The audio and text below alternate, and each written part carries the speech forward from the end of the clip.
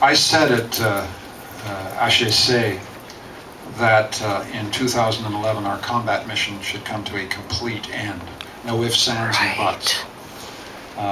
We have sacrificed. We've paid the full price. We've been good allies.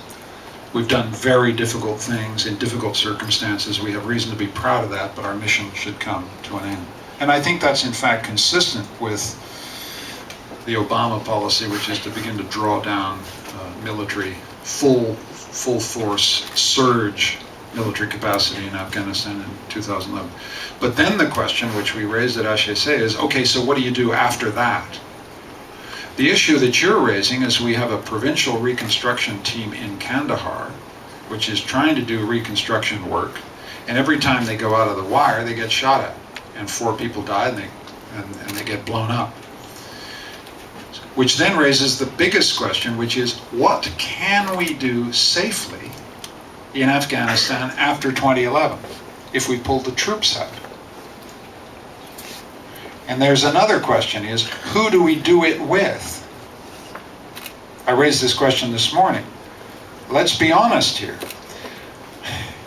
The Karzai government has problems. Its corruption is notorious. We have the right to say this, by the way. Some people are a little shocked by how sharp I was about President Karzai. But we have the right to say this. We went to his defense. We have sustained that government for nearly a decade, right? We have the right to say, you got to pull up your socks, right? But then the difficult question for Canada is, what can we do that's safe? My vision is that, and who do we do it with? Can we do it with a government about which we have doubts? Not so sure. Can we work with NGOs? Can we work with civil society? There are a lot of fantastic Afghan partners who want to educate young women, who want to give villages the capacity to generate new forms of employment. There's some infrastructure we can build. But who do we build it with, and who do we build it for if we can't trust the government? That's a question I think Canadians now have to ask honestly. We've got the time to ask it. One of the reasons we want to have Parliament sitting is to ask this kind of question, to debate this kind of issue fully, as opposed to just drift into some kind of improvised mission after 2011 that doesn't make any sense. Because no responsible Prime Minister is going to send an aid worker to Afghanistan if we think their lives are at risk, if we can't provide security, right? And nobody, no Canadian is going to support continued investment in a country if the government is so corrupt that none of its own people believe in it. Don't mishear what I'm saying. I'm a passionate believer in sustained engagement in this incredible country. I've been there 3 times. They have some wonderful people. But we've got to ask tough questions about what we can do and what we can achieve, and what we can achieve in safety. And we need a debate about that, and a full discussion. Just on the issue of why we don't pull the troops out now. Because Canada's a serious country. We make promises to NATO, we make promises to the Afghan government, we keep them. Third reason why we don't pull out now is we've passed a parliamentary resolution which commits us to 2011.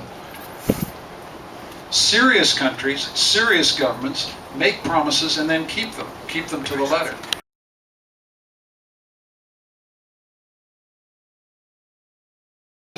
One of the things that's remarkable about Canadian life is that of all the issues that passionately divide Canadians, the Middle East is more salient than many things that happen inside our own country.